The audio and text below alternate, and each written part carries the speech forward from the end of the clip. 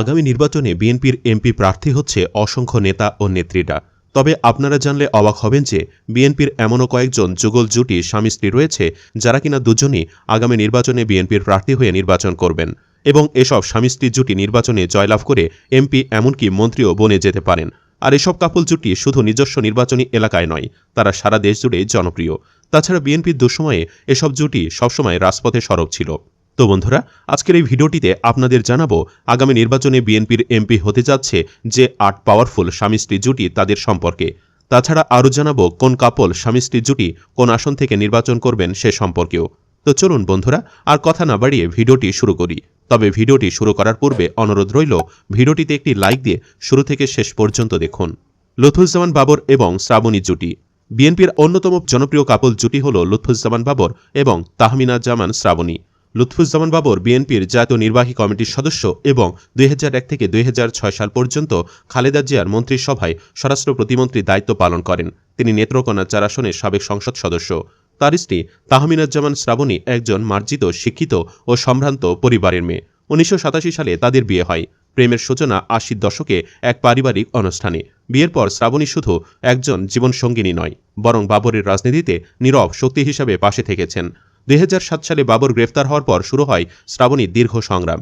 একদিকে সন্তানদের লালন পালন, অন্যদিকে স্বামীর মামলা পরিচালনা, সবকিছু তিনিই সামলেছেন। বাবরের দীর্ঘ ১৭ বছরের কারাবাসে তিনি ছিলেন পরিবারের চালিকা শক্তি। ২০১৮ সালে স্বামীর অনুপস্থিতিতে শ্রাবণী নিজেই বিএনপির প্রার্থী হন, যা ছিল এক সাহসী ও দায়িত্বশীল পদক্ষেপ। মূলত বাবরের জনপ্রিয়তা ধরে রাখতে এবং দলের স্বার্থ রক্ষায় তিনি রাজনীতিতে সক্রিয় অংশগ্রহণ করেন। ধারণা করা হচ্ছে এবারও তিনি অন্য কোনো আসন থেকে বিএনপি টিকিট নিয়ে নির্বাচনে অংশগ্রহণ করবেন। হারুনুর রশিদ এবং পাপিয়া জুটি। বিএনপির আরেক পরিচিত মুখ সাবেক সংসদ সদস্য হারুনুর রশিদ ও সৈয়দা আসিফা আশরাফি পাপিয়া জুটি। বিএনপির দুঃসময়ে এই জুটি রাজপথে থেকে লড়াই সংগ্রাম চালিয়ে গিয়েছে। এজন্য তারা জেল জুলুমের শিকারও হয়েছেন কয়েকবার। চাঁপাইনবাবগঞ্জ জেলার ছেলে হারুনুর রশিদ। ছাত্রদলের রাজনীতি থেকেই উঠে আসা বিএনপির অন্যতম মুখ হারুনুর রশিদ। রাজশাহী বিশ্ববিদ্যালয়ে পড়াকালীন ছাত্রদলের সক্রিয় কর্মী হিসেবে রাজনীতিতে তার যাত্রা শুরু। ১৯৯৬ সালে ফেব্রুয়ারিতে ষষ্ঠ জাতীয় সংসদ নির্বাচনে প্রথমবারের মতো চাঁপাইনবাবগঞ্জ ৩ আসন থেকে সংসদ সদস্য নির্বাচিত হন। এরপর ১৯৯৬ সালে জুনে সপ্তম, ২০০১ সালে অষ্টম ও ২০১৮ সালের একাদশ জাতীয় সংসদ নির্বাচনেও বিএনপির প্রার্থী হিসেবে সংসদ সদস্য নির্বাচিত হন তিনি। তার স্ত্রী সৈয়দা আসিফা আশরাফি পাপিয়া নিজেও একজন দক্ষ রাজনীতিবিদ ও পেশাদার আইনজীবী। নবম জাতীয় সংসদের সংরক্ষিত নারী আসন ৪১ থেকে তিনি সংসদ সদস্য নির্বাচিত হন এবং বিএনপির কেন্দ্রীয় নেত্রী হিসেবে গুরুত্বপূর্ণ দায়িত্ব পালন করেছেন। দাম্পত্য ও রাজনৈতিক জীবনে এই দম্পতি একজন অন্যজনের পরিপূরক। পাপিয়া একজন চৌকস বক্তা ও সংগঠক হিসেবেও দলীয় মহলে সুপরিচিত।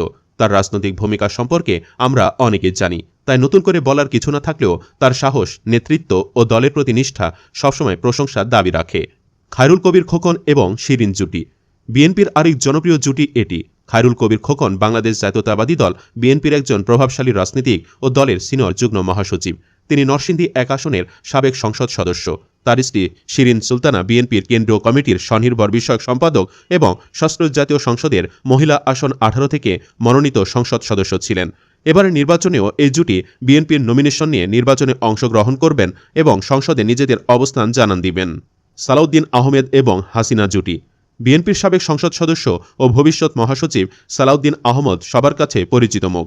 তবে অনেকে জানেন না তার স্ত্রী হাসিনা আহমদও একজন রাজনীতিক এবং বিএনপির কেন্দ্রীয় কমিটির সদস্য।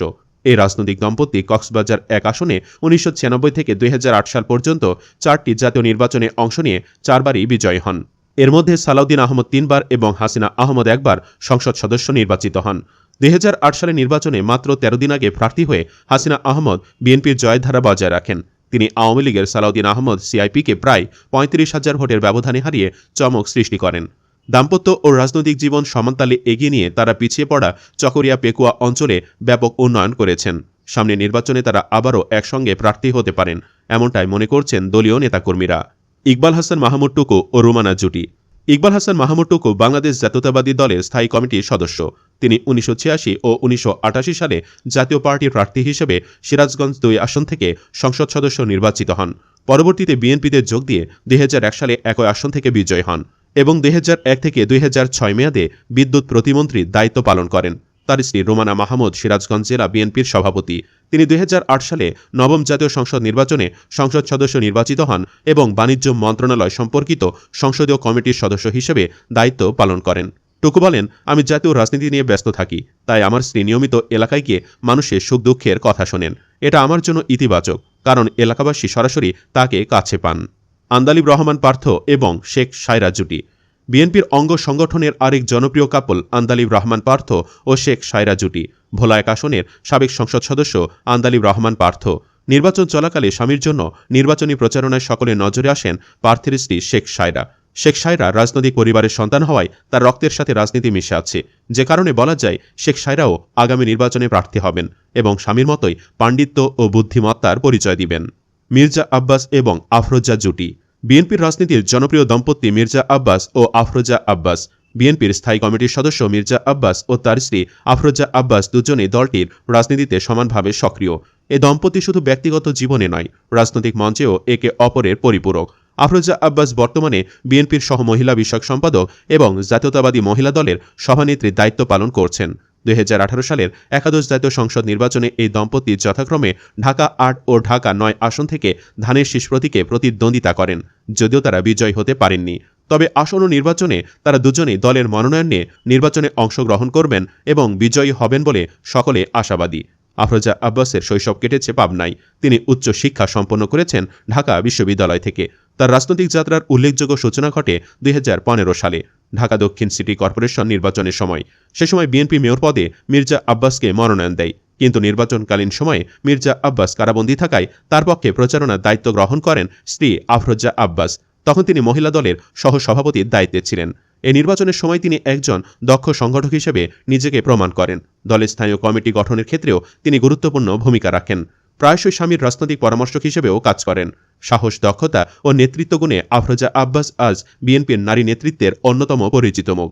রাজনীতির কঠিন ময়দানে স্বামীর পাশে থেকে তিনি দলীয় কর্মকাণ্ডে যেমন বলিষ্ঠ ভূমিকা রেখেছেন, তেমনি নিজেও গড়ে তুলেছেন একটি স্বতন্ত্র রাজনৈতিক পরিচয়। আর আগামী সংসদ নির্বাচনে এই কাপল জুটি ঢাকা 8 ও ঢাকা 9 অথবা ঢাকার অন্য কোনো আসন থেকে নির্বাচনে অংশগ্রহণ করবেন। তারেক রহমান এবং জোবাইদা রহমান জুটি। বিএনপির কর্ণধার অর্থাৎ যাদের হাতেই বর্তমানে বিএনপি পরিচালিত হচ্ছে, তারাই হলো তারেক জোবাইদা জুটি।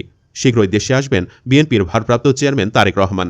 দলীয় সূত্রে জানা গেছে তিনি 3টি আসন থেকে জাতীয় সংসদ নির্বাচনে প্রার্থী হতে পারেন, তবে এখনও চূড়ান্তভাবে ঠিক হয়নি কোন 3টি আসনে তিনি প্রতিদ্বন্দ্বিতা করবেন। অন্যদিকে রাজনীতিতে নতুন চমক হিসেবে উঠে আসতে পারেন তার স্ত্রী ডাক্তার জোবাইদা রহমানও। বিশেষ করে সিলেট 1 আসনে তাকে ঘিরে ইতোমধ্যেই স্থানীয় নেতাকর্মীদের মাঝে ব্যাপক উৎসাহ দেখা যাচ্ছে। এলাকায় পোস্টার, ব্যানার আর প্রচারণায় ভেসে উঠেছে তার নাম ও ছবি। দীর্ঘ প্রায় 17 বছর দেশের বাইরে থাকার পর গত 23 জুন দেশে ফিরে ভোটার হিসেবে নাম অন্তর্ভুক্ত করেছেন জোবাইদা রহমান। নির্বাচন কমিশনের মাধ্যমে তার তথ্য হালনাগাদ করা হয়েছে। উল্লেখ্য, 2008 সালের 11 সেপ্টেম্বর থেকে তিনি যুক্তরাজ্যে অবস্থান করছিলেন। একই সময় থেকে প্রবাসী ছিলেন তারেক রহমানও। তারেক জোবাইদা দম্পতির একসাথে রাজনীতির মাঠে ফেরার খবরে বিএনপির নেতাকর্মীদের মাঝে নতুন করে আশার সঞ্চার হয়েছে। সামনে কি চমক অপেক্ষা করছে তা দেখা এখন শুধু সময়ের অপেক্ষা। তো বন্ধুরা, বিএনপির এসব রাজনীতিবিদ কাপল স্বামী স্ত্রী জুটির মধ্যে কোন জুটি আপনার নজরে সবচেয়ে বেশি এগিয়ে রয়েছে? কমেন্টে